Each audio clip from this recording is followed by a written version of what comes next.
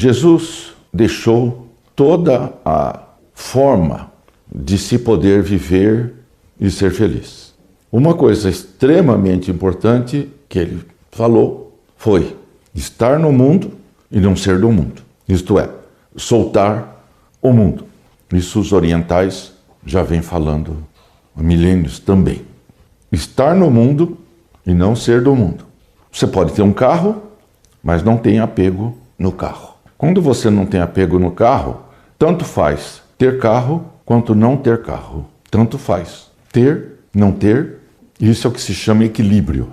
Então, o que às vezes se ouve de ouvir? Que não dá para seguir Jesus. Ou que não dá, aquele caso lá, aquele exemplo de que não dá para rezar o Pai Nosso, porque eu não vou dar um cheque em branco pro todo, que eu não sei se a vontade dele é a mesma que a minha. Então a pessoa não reza o Pai Nosso porque ela não vai falar que seja feita a vossa vontade. Esse é um exemplo perfeito de ego que não cede o comando da própria vontade. Não se coloca a serviço do todo e também não autoriza o todo em nada, porque não sabe se a vontade do todo é a mesma vontade da pessoa. Este é um exemplo mais longe possível da iluminação espiritual. É totalmente contrário à iluminação espiritual. Se a pessoa aceita a vontade do todo, ela entra no que se chama fluência divina, o rio que corre para o mar. Se não aceita, ela vai na contramão do universo, vai na contramão do todo. E a questão aqui é que não existem duas forças. Não existe isso. Só existe o todo. Forças, existem várias. Poder, só existe um. Poder, só o todo tem. Forças, os arquétipos têm. Os seres têm. Então só existe um meio de ser feliz. É fluir na vontade do todo. O todo quer que vá para cá, vai para cá. Quer que vá para lá, vai para lá. Quer que vá para cima, para baixo. Aí tudo se resolve, pode haver prosperidade em todas as áreas, etc, etc. Tudo que há de bom é possível. Mas para isso a pessoa tem que fluir como o todo quer, que é justamente o que o ego não quer. Normalmente o ego só chega nessa conclusão que deve fluir com o todo depois que sofre, sem necessidade. Porque se você tem um rio descendo e você quer nadar na contramão do rio, contra a corrente, a dificuldade será enorme. Ainda mais que a velocidade, o fluxo do universo é uma coisa astronômica. Todas as leis do universo fluem para que a pessoa seja feliz. Ir na contramão disso só trará problemas. Então, se a pessoa analisar tudo que ocorre na vida dela, se olhar para dentro, se olhar a sombra psicológica, lá no fundo do inconsciente, ela verá por que as coisas não fluem como deveriam fluir. Se a pessoa resiste a olhar a própria sombra, ela acrescenta problemas na própria vida. Por quê?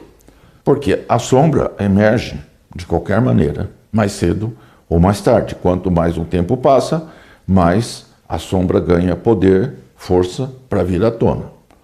E a sombra vaza por todos os poros que se possa ter.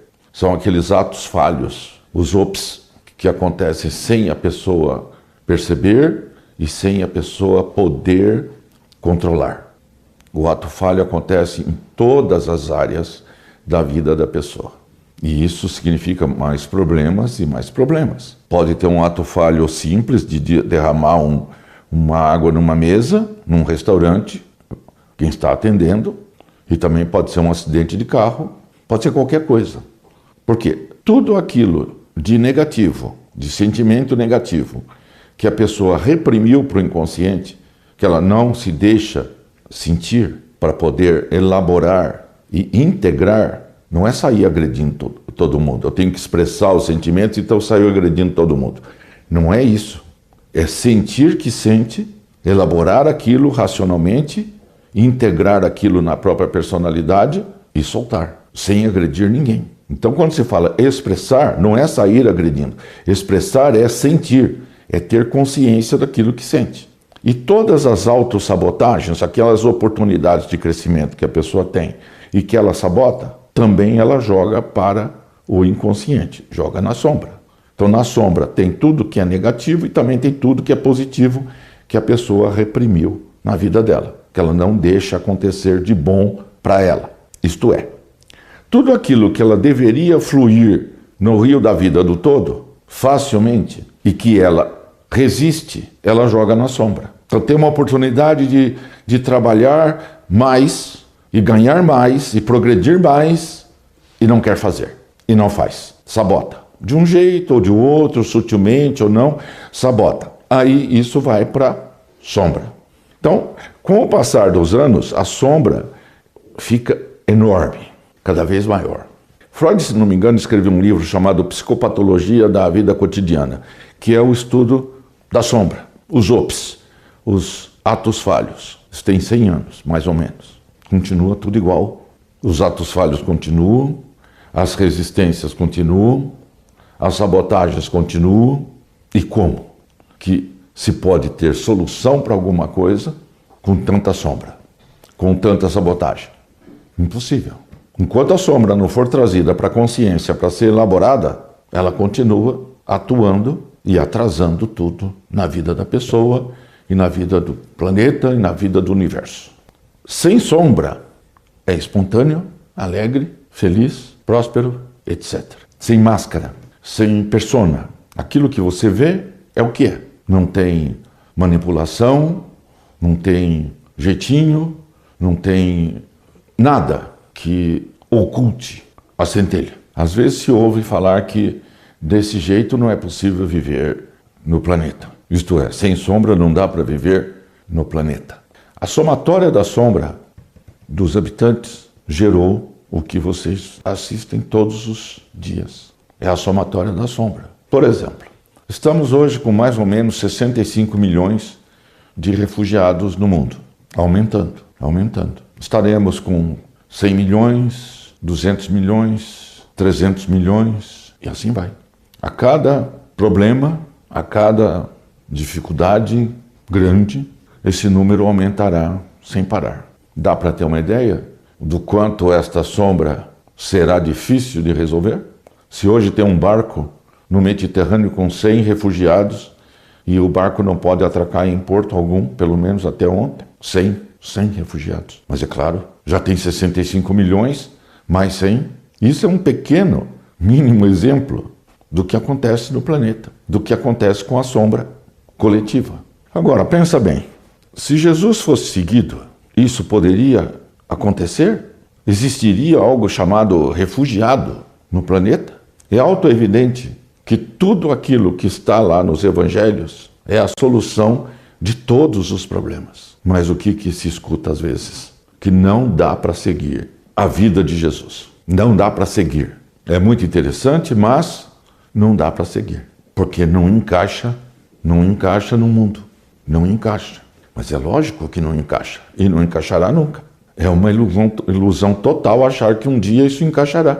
Somente quando todos estiverem na iluminação espiritual é que aí acabou a problemática do mundo. Aí encaixa. Mas esse é o problema do estar no mundo e ser do mundo. Não dá para estar na busca da iluminação e encaixar com algo que é contrário ao que Jesus mostrou, pregou, exemplificou. A questão principal aqui é: Jesus mostrou a fluência divina ou não? O que ele propôs é seguir o rio da vida ou não? O que ele propôs dá certo ou não? O que ele propôs funciona ou não? Em termos, em referência ao todo. Essa é a questão. Uma coisa, uma forma de ser, de agir, de pensar, de sentir, que é adequada, perfeita, numa dimensão superior, que é a realidade mesmo, o real, o que se chama a vida após a morte, a próxima dimensão, pode dar o nome que se quiser. E aqui. Então, existe um problema crítico nisso. Tudo que Jesus ensinou funciona nas dimensões superiores. Pode se chamar quarta, quinta, sexta, sétima, oitava, não importa. Astral, que é simplesmente onde todos estaremos depois de um certo tempo. Então Jesus mostrou a solução definitiva.